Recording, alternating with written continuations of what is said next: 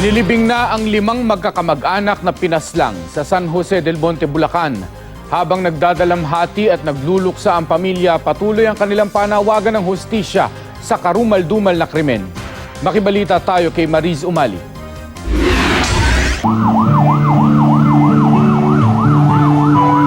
Naging madamdamin ang paghatid sa mga labi ng mga pinaslang na 5 miyembro ng pamilya Carlos sa St. Joseph the Worker Church para sa Requiem Mass kaninang umaga. Napahagulgol si Dexter Carlos habang tinitignan ang labi ng kanyang buong mag-anak.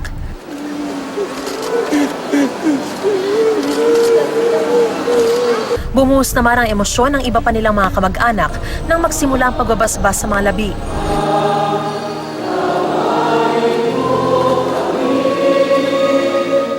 Lahat ng mga kamag-anak, binigyan ng pagkakataong masilip ang labi ng mga biktima bago hinatid sa Central Cemetery.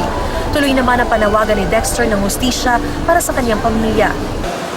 Tulungan niyo akong manalangin na sana hindi ako bibigay. Tulungan niyo akong manalangin na mabigyan ng hustisya ang pagkamatay ng aking pamilya. Kahapon, bangkay na ng matagpuan ang isa sa persons of interest sa krimen na si Rolando Pasinos alias Ingo sa Barangay Santo Cristo, San Jose del Monte.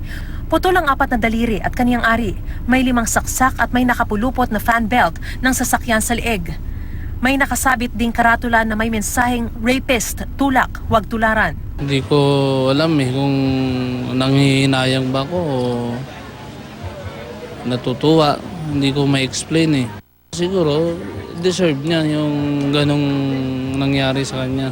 Bagamat itinuro si Ingo na kasabwat sa Bulacan Massacre ng suspect na si Carmelino Miling Ibanez, person of interest ng huling opisyal na turing sa kanya bago natagpo ang patay sa Northridge Subdivision. Nakatabi lang ng Northridge Royal Subdivision kung saan naman pinagpapatay ang mag-iina at biyanan ni Dexter Carlos. Natagpuan siyang ay patay na. So we consider this as a death under investigation. Matapos lumabas na eksklusibong kuhang ito ng GMA News kung saan kasama pa ni Ingo si Ibanez, inimbitahan sila ng pulisya.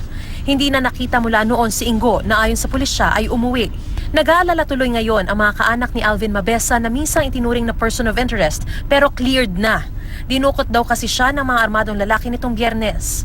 Inamin ng PNP Region 3 na inimbitahan nila para questionin si Mabesa at isang alias Tony. Pero nang tanungin kung nasa kustudiyan nila ang dalawa. Sa ngayon, I don't know. Wala sa police station. Mariz Umali, GMA News.